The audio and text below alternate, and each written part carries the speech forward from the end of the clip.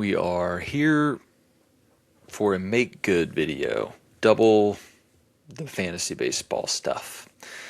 Week 12, 2 weeks ago, I did not put a video out. I was out of town upon the end of week 12 where I would usually make the video. I was out of town. Kind of got lazy at the end of the week when I could have made the video. Got really close to the end of week 13. I thought, let's just wait and do a mega video. We're in kind of like the midpoint of the season where really things have solidified. We have our group of contenders. We have our group of probably not contenders. So it's not the most exciting part of the race. Things will probably heat up a bit once we get closer to the end of the season and people really are jockeying for position. Draft picks really become solidified and the orders, like we're fighting for that top spot. So we're going to start with week 12. We'll go through the numbers. We'll go into week 13 after that. We'll look at the VTL for all of it, including a look at the T1 measured against T2 numbers. We are almost complete with the second third of our season, so I think it's appropriate time to start looking at those numbers and kind of seeing what has changed from the beginning 7 weeks to the middle 7 weeks. A lot of our trades were made earlier in the year, and so while normally you don't really see the effect of a super team until the third of the season, a lot of the moves have already been made, so I think we'll see what the data says. I haven't looked at it, but wouldn't be surprised if we'd already seen some pretty significant shifts in VTL. But at the end of the day, it still feels like we're a highly competitive league. So starting with the matchups from week 12, I beat Casey 11-5-1, which was great for me because it drove his pick, closer to a non-playoff team, since I own Casey's first. My pitching was very strong, and his pitching was pretty bad. I'm not going to go too deep into the matchup details. You can see the numbers here. But not a bad week from me, kind of out of nowhere. Bo beats Frank 9-8. Love to see it. Frank's been on a big win streak. Love to see it, not because I'm rooting for you to lose, Frank, because I want to see that any of these contenders can beat each other. So I don't have any favorites between the two of you.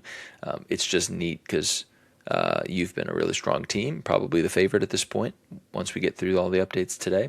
So to see that you're still gettable despite having a pretty good week, it just bodes well for a competitive playoffs. Brad crushes Glenn, and big time thing for him. He's solidifying himself as a playoff team and maybe a contender. JW getting the better of Duran. Not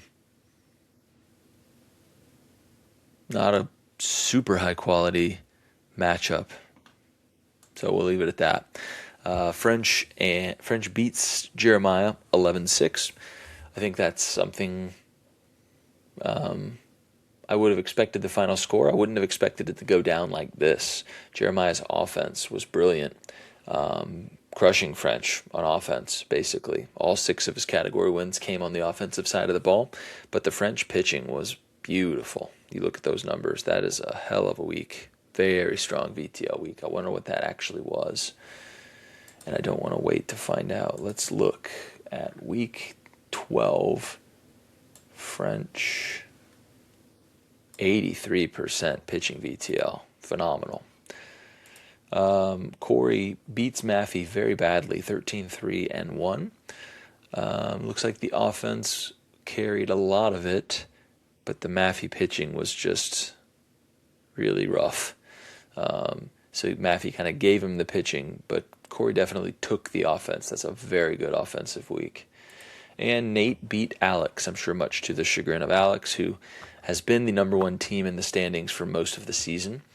But the offense did not come to play this week, and he was bested by 2 very good numbers on the pitching side, but basically was in control of pitching. So the offense just really let him down, and Nate's numbers were solid.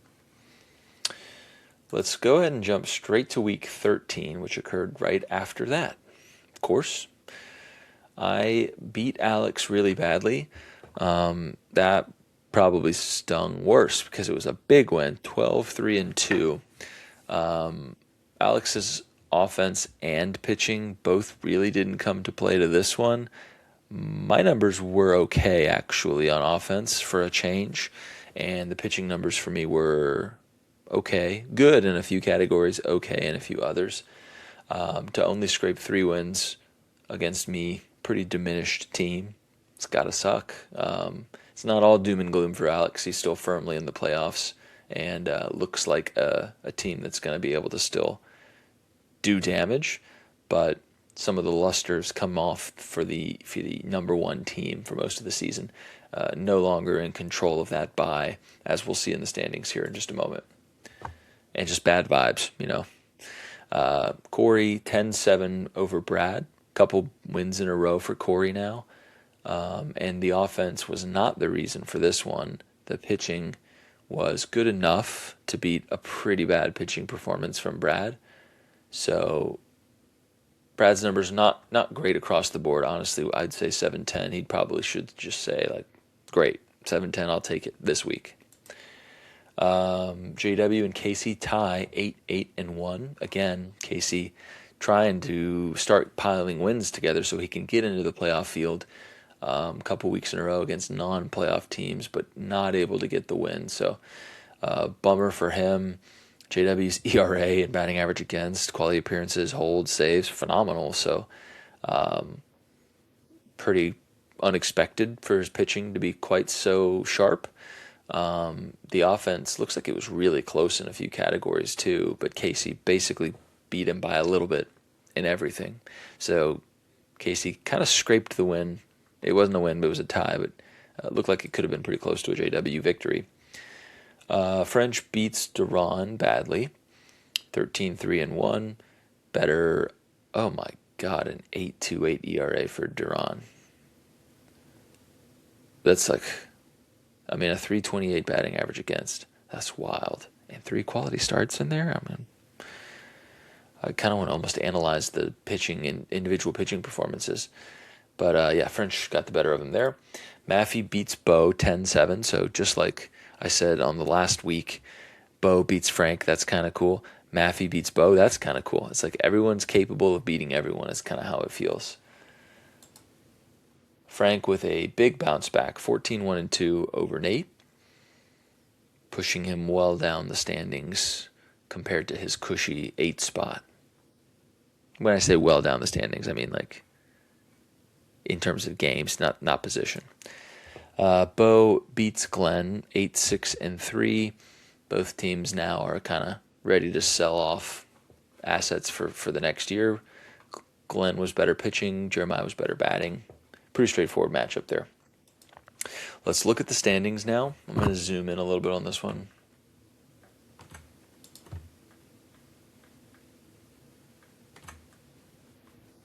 There we go.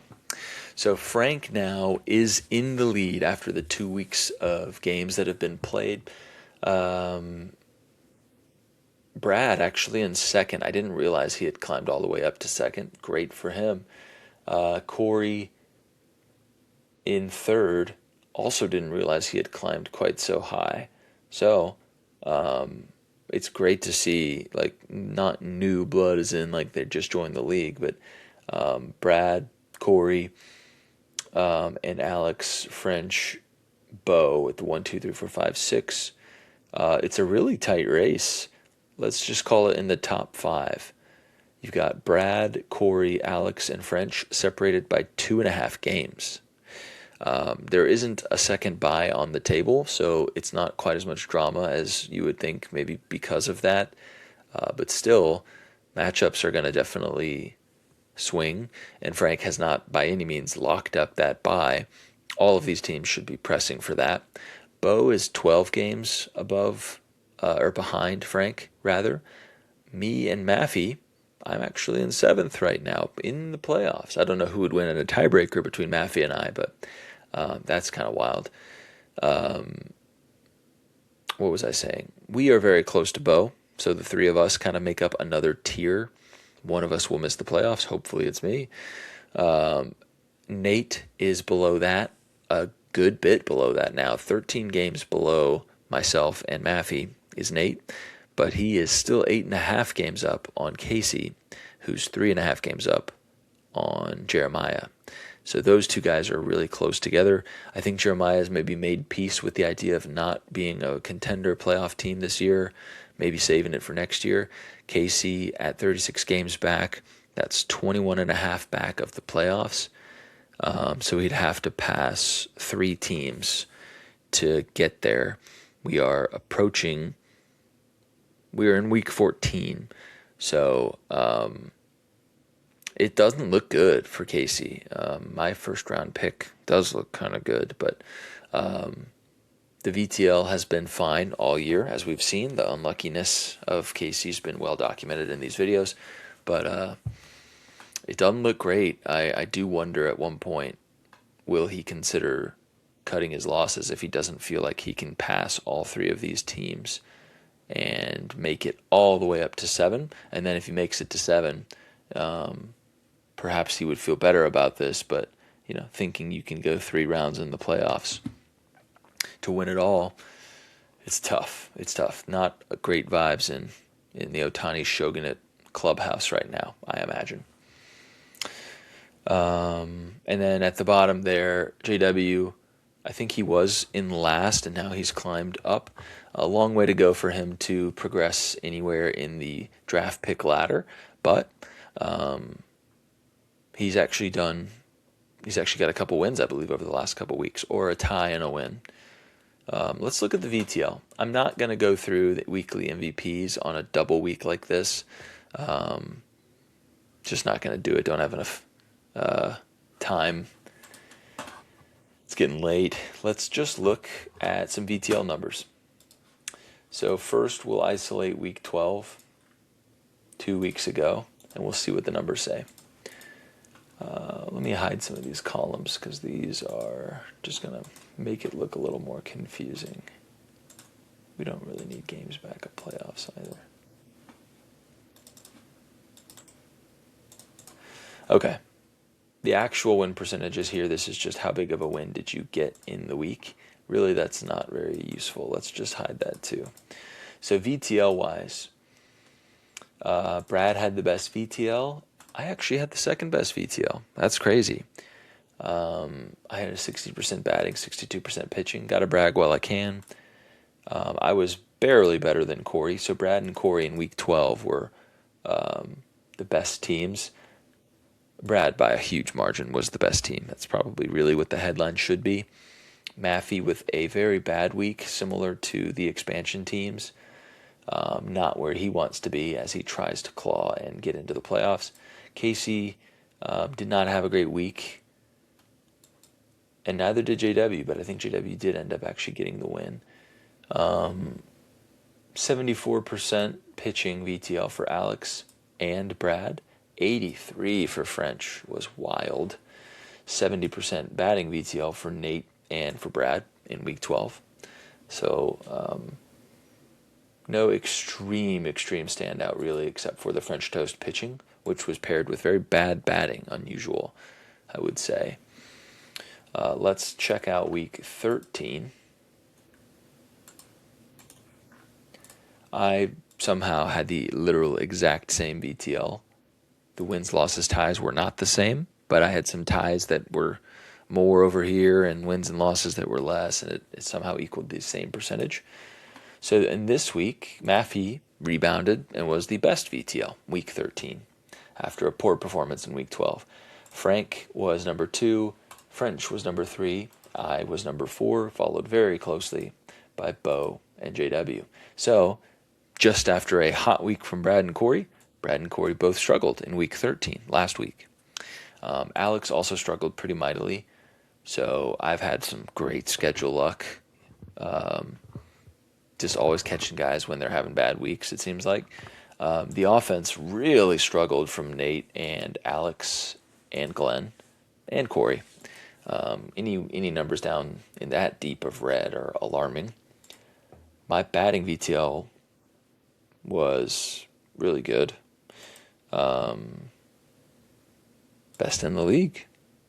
it was the best on either side of the ball? No, there was a 76% pitching from Maffey. Darn you, Maffey, who had the best week overall. Let's look at the 26 home tab. So now that 13 weeks of data have been entered in, we have Ballpark Franks, the number one rank, the number one VTL, the number one hitting VTL, and the number 4 pitching VTL. That is a strong resume. The 60.86% actual win percentage gels very well with the 60.04% VTL. I mean, VTL-wise, Frank's a pretty good favorite. 3% gap approximately between him and Bo and French, who are second and third. Not in that order. French second, Bo third, though their VTL is almost identical.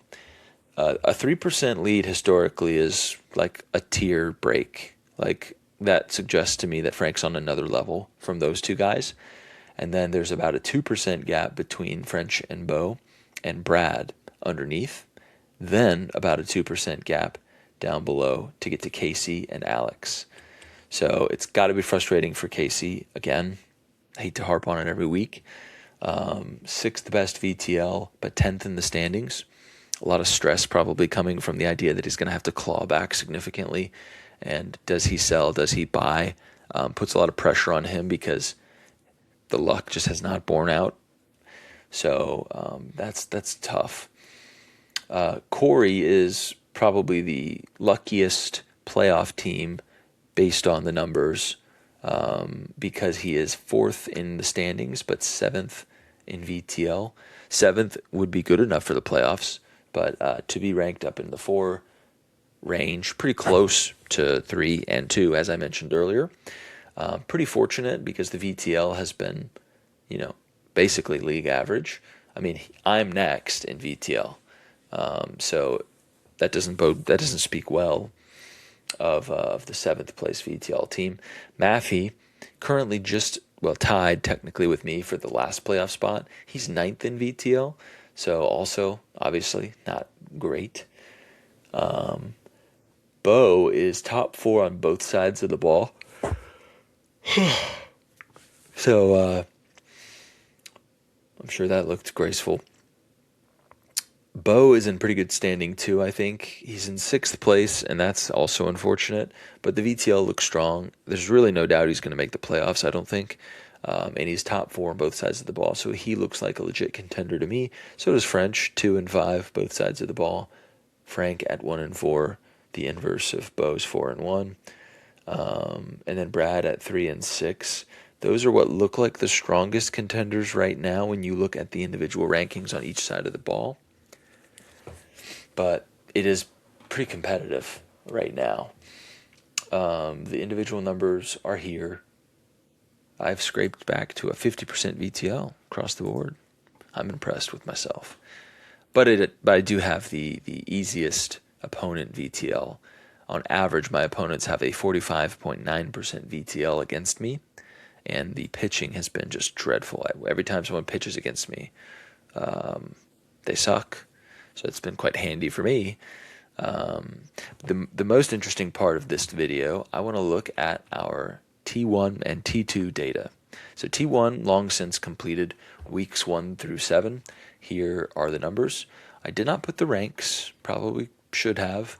But to summarize, Alex was by a good margin the winningest team of the early portion of the season. He had a nice healthy lead for the bye, but VTL-wise, we saw he was really right there in a crowded group of people in the 53 to 55 range.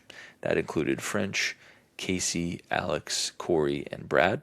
And the 2 teams that stood above the rest by a couple percentage points were Bo and Frank. You can look at the batting and you can look at the pitching to kind of see more or less where the strengths were. Alex was very even at 55% both sides, which is a favorable profile, I believe, in the beginning of a season, because you can always buy kind of whatever value presents itself. You're not really beholden to chasing bats, and you've got to make it work, Seems like a balanced profile is good early on. You got guys like Brad who are really good on one side but not in the other. Same thing basically for Frank. He was really good on batting but not so much on pitching. Same thing with French. Good on batting, not as good on pitching. Let's take a look at T2. We are not done with T2. One more week this week, which will impact the numbers. But in this case, we've seen more of a dramatic drop-off in the loss columns, basically, from JW, Duran, and Glenn. Well, yeah, Duran and Glenn have dropped off. Some similarities, but basically, we've actually got, it's insane to say, I'm on a bit of a hot streak right now, not because I've had excellent VTLs, but because I've had decent VTLs and very good luck with the schedule. I have had the highest winning percentage of T2. Puts me in good position to try to compete for that number one draft pick. Behind me has been Frank. But then when you compare, and also tied with Frank for that is Brad. But when you compare my VTL, 53.3% for those 6 weeks we've played so far, you compare that against French, Bo, Frank, and Brad. They're all considerably better. And Nate has basically been just the same. So not fooling myself into thinking I'm all of a sudden contending, but it has been handy for me personally to win some games here and move up in the standings so that I can be realistically in the hunt for that first pick. Interesting, I feel like when you look at the VTL, you have Casey, Alex, Maffey, and Corey, all four of them vying for the playoffs, all four of them through 6 weeks, just totally average. And you look at their specific VTLs, 3 of the 4 of them better at pitching, with Casey basically being identical on both sides. But Alex's batting VTL, 42% for the second third of the season. I mean, it was 55% first. He's added players, but it's dropped to 42%. I don't know how to justify that, you know. He didn't give up so much offense in the deals that he has made, I don't believe. So weird. I mean, statistical anomalies obviously just happen sometimes, but I don't see anything causal that I'm aware of, but it's an interesting trend. We have Nate going from a 40% offensive VTL to 57. That's kind of weird.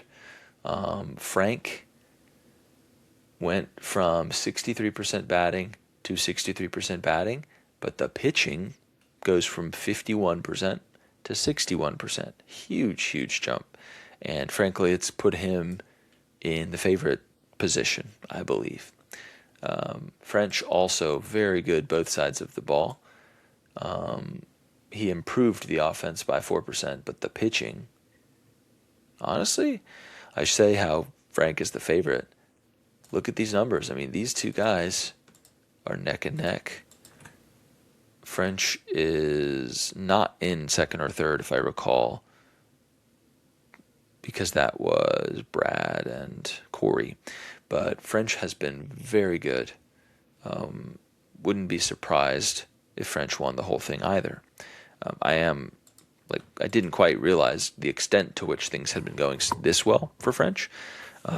He's made his big moves at this point. I think almost everyone has, except for Maffey. Remains to be seen if he wants to go with any of his big picks, if there's packages even worthy of his big picks. So we will see on that front. But it does feel like a highly competitive season. I do feel like when I look at the list and I see VTLs, the immediate contenders that still are in my head: French, Bo, Frank, Alex, Corey, Brad. Those feel like the contenders. Maffey and I don't feel like contenders right now. Though Maffey could certainly, if he was to buy in, and maybe I'll buy in. If I am gonna just be a playoff team and try to roll the dice and see if I get lucky 3 weeks in a row, I'll entertain that. So who knows? But most likely, I'm going for that number one pick. I think that's basically everything I wanted to go over. I don't think we had. Do we have a big trade?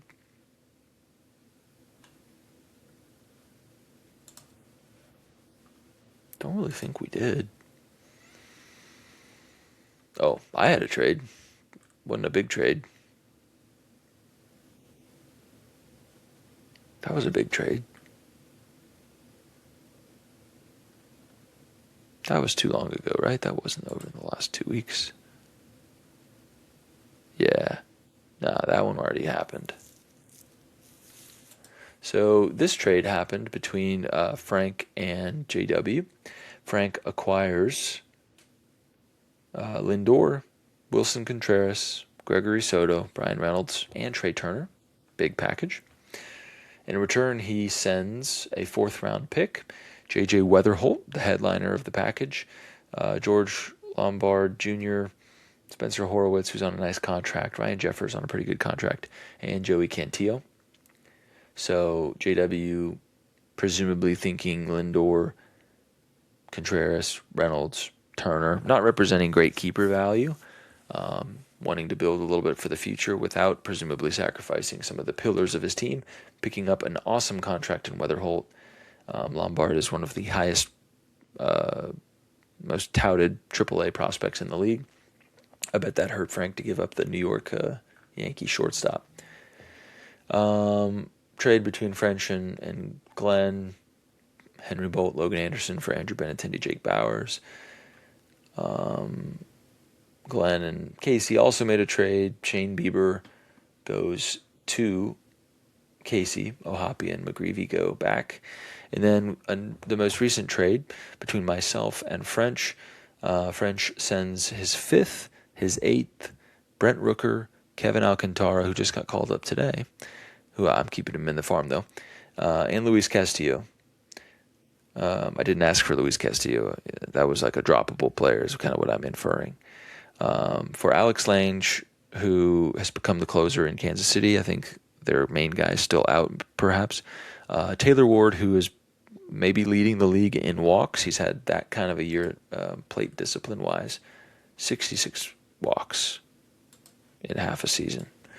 And the numbers are just kind of okay otherwise. And Geraldo Perdomo, who has been doing very well lately, but admittedly off to a bit of a slow start. So basically Ward, Perdomo, and a temporary closer for 4th, 5th, Rooker, who sucked, but is on a nice contract, and Alcantara. Think that's about it. Got our matchups in for this week. It's me and Duran, Frank and Bo. Big matchup. Again, like rematch from 2 weeks ago. It is a little different now. Like it isn't in that sequential order where it's all like linear. Some of the double matchups happen in the middle of the season or real tight together nowadays. Brad and Glenn, JW and Jeremiah, French and Alex, be a big matchup. Maffey and Corey be a big matchup. And then Casey and Nate. So I'll leave you with that then. Sorry that the video was late. Should be able to get it out on time. Well, I say that. Next week will be normal. I'll finalize the T2 numbers, but then I'll be in Estonia for a little bit, couple Mondays. So the next video for 15 may have to blend in with 16, which might not be right on time either. So sorry, it's just vacation season. It's kind of is what it is. But yeah, I'll cut it there.